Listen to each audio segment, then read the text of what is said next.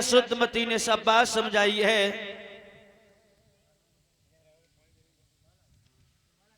और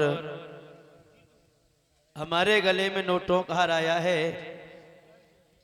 जीतू यादव सनोप मुलायम सिंह,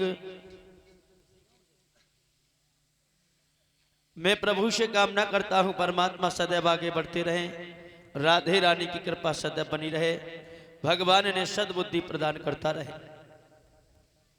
मेरे भैया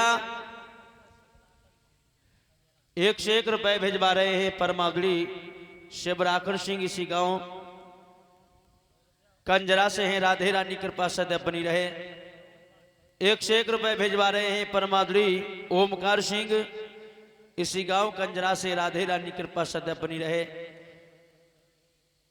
मेरी प्रभु से ही कामना और आकांक्षा है, भगवान सदैव आगे बढ़ते रहे। मेरे भैया आज महाराज भीष्मक चले हैं, अपने लड़कों को बुलाया है और बारी बारी से सभी लड़कों को पूछा है। अंत में जो सबसे बड़ा लड़का था जिसका नाम था रुकुमपाल, और जब रुकुमपाल के पास में पहुंचे हैं, रुकुमपाल से कहा है बेटा रुकुम, पिताजी प्रणाम। खुश रहो। हम आपसे एक बात कहना चाहते हैं। दिल खोल के कहो, क्या कहना चाहती हो? घर में तुम्हारी बहन रुक्मिणी शादी के योग्य है। सही बात है। तुम्हारे नजरों में कोई सुंदर सा बेटा हो। ऐसा करो महाराज, हाँ, अगर हम अपनी मर्जी से बताएंगे तो हमारे भाई नाराज हो जाएंगे। ऐसा करो पहले सभी से पूछ लो, उसके बाद हम बता देंगे। पूछो, तुम अपने भैया से पूछो, क्योंकि हमारे बराबर हो और तुम्हारा हक बनता हूं, सबसे पूछो। भाई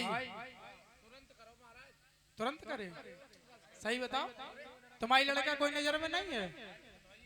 नहीं है, कोई बात नहीं। तुम्हारी नजर में है कोई? बताओ को है? चल, वो तो बहुत घमंडी राजा है, उसके साथ में तो हम हिरगिज नहीं करेंगे। तो बेटा रुकुमपाल, तुम्हारी नजरों में कोई सुंदर सा बेटा हो, देखने में अपनी रुक्मिणी जैसा सुंदर लगता हो, और ऐसा कोई हो तो हमें बताओ।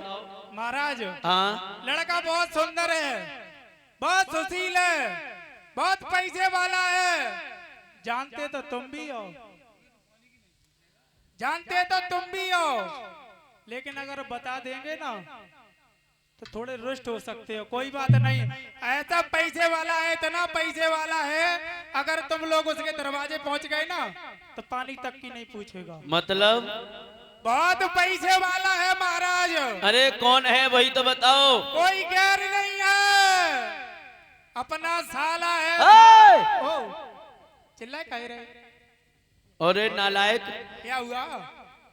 तेरी जीभ में कीड़ा नहीं पड़े, तू ये बता, जिसने अपनी बहन तुझे दे दी हो, क्या तू अपनी उसे बहन दे देगा? क्यों नहीं महाराज, आजकल की वो दुनिया है कि एहसान किसी का नहीं रखना चाहिए।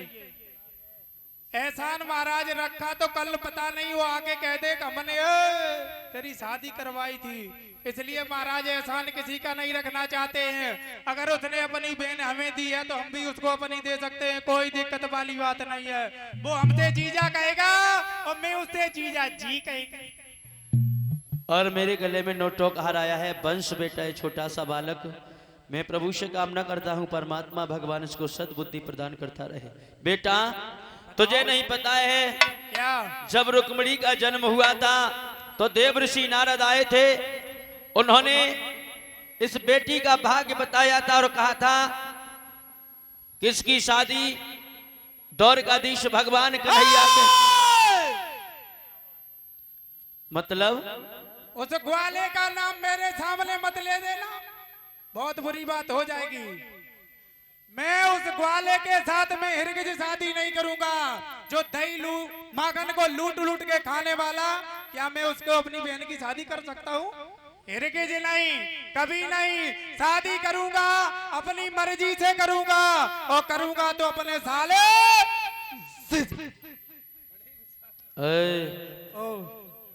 तुम्हारी अभी बुद्धि खराब हो गई है। बुद्धि मेरी नहीं, बुद्धि तुम्हारी खराब हो गई है।